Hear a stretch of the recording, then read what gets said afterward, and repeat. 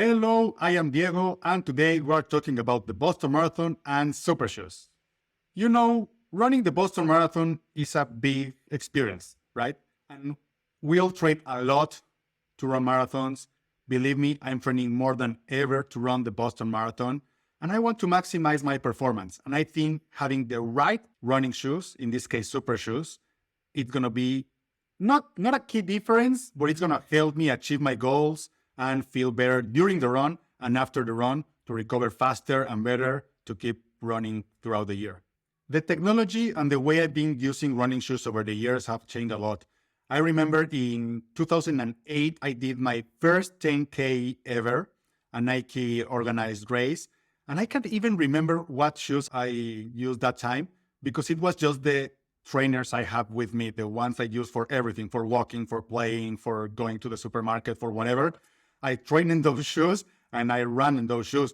It was a very painful experience because I remember I had blisters, my toenails were bleeding, and I thought like, okay, I need to really up my game in shoes.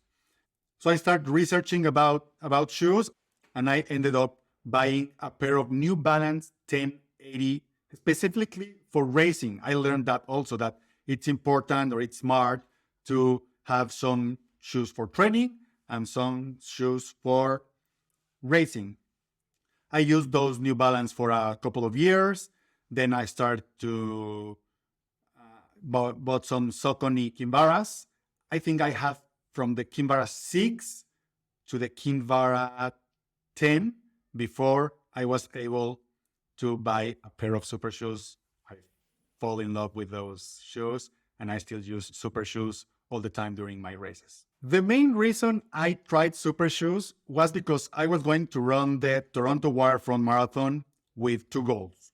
One, qualify for Boston, and second, to achieve or to have a Guinness World Record, which I accomplished both of the goals that day. But the week before that marathon was the first time that Eliud Kipchoge ran a marathon in under 2 hours. I remember perfectly. Just one week before that. So the second that race ended, or I saw it because it was in Europe and I'm in America. The second I saw this achievement, I went to the Nike store, bought a pair of shoes, laced them up, and I felt that I was running on clouds with springs. And I know it's not smart or it's not recommended to try new things during your marathon. So 1 week before buying these shoes and using them during the marathon wasn't, in the opinion of some people, very smart. But I just fell in love with these shoes. I ran on them, achieved my goals, and I've never looked back. And since then, from all my races, I have super shoes.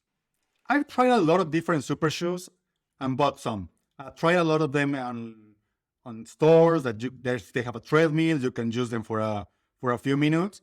But I've always been in love with Nikes, right? And the Saucony Endorphin Pros. I love those shoes. I have like 3 or 4 pair of these ones. I try to always buy them when they're on sale. For example, these ones are the Endorphin Pro 2. And when the Endorphin Pro 3 were available, the 2s were super cheap. So I bought like 3 pairs of them and are the ones that I use to train. Other than my original Vaporflies, I then buy the Alpha Flies. Those are the ones that Kipchoge used to break the 2-hour mark. And I've used these ones for a lot of races, a lot of PRs from a 5K, a mile, up to a marathon, 254 last year. That is the race that got me into this year Boston Marathon. Without a doubt, my favorite super shoes are these ones. They're really used. I think they have more than 400 miles. So I wanted to upgrade my super shoe game for the Boston Marathon and have the best possible outcome. And I was debating between 2 options and then 3 options. The 2 options were the Vaporfly Next Percent 2. There are these ones. These are really new. I've only used them for a couple of local races and some training. I love the Vaporflies, but I really think that the Alpha Flies give you this extra boost or push with these little pups. So last year, Alpha Flies Next Percent 2 came out, and I just bought a pair like 3 weeks ago just for the Boston Marathon. And these are these super orangey shoes that I'm not going to get lost into. But last week, the new Vaporflies number 3 came out, and I was debating into using these shoes that I'm super used to, that I achieved on a lot of personal records, that my feet love these shoes. Or these shoes that are brand new, I use them only like 2 or 3 times, or buy a pair of Vaporflies number 3. After a lot of debating, after a lot of thinking, after a lot of running, one, I haven't bought a pair of Vaporflies 3. They just came out, and I just bought these like 3 weeks ago. So it's a lot of money to buy $400 shoes 3 weeks ago and another pair of $400 shoes 3 weeks later. So over the past few days, I've been debating into using the brand new Alphaflies 2. They have more foam. They are more rigid. They even have some Zoom X foam here below the pod, something that these ones doesn't have. So in theory, these ones are better shoes and they are brand new. So the pop, it's going to be better. But at the end, I'm going to go with this old pair of Alphaflies 1 because I trust them so much that I know I'm not going to have any blisters. I know the pace I'm going to be able to achieve. I know how I'm going to feel during the marathon and after the marathon. And I'm going to save these beauties to train a little more on them and use them for the Chicago Marathon later in the year.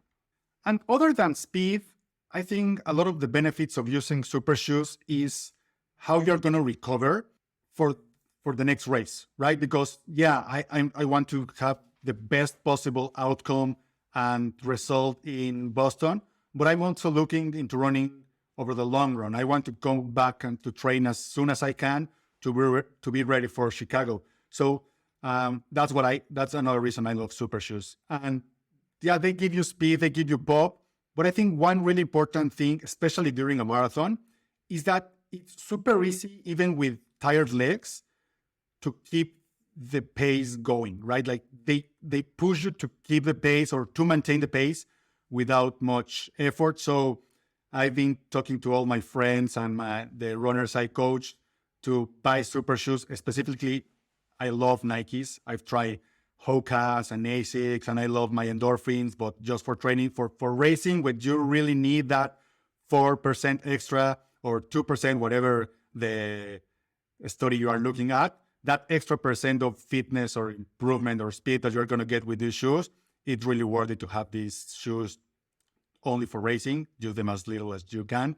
But if you haven't tried them, they really make a difference. If you haven't tried super shoes, I really invite you to buy a pair. Right now that the Vaporflies number 3 are out, you can get some Vaporflies 2 really cheap. That's how I got these ones a few months ago, like 40% off. That's how I usually buy my super shoes. Try them for your next race. They're going to fit like a glove. All the people I know that try them fall in love with them. And let's hope that they still go strong during my Boston Marathon next Monday.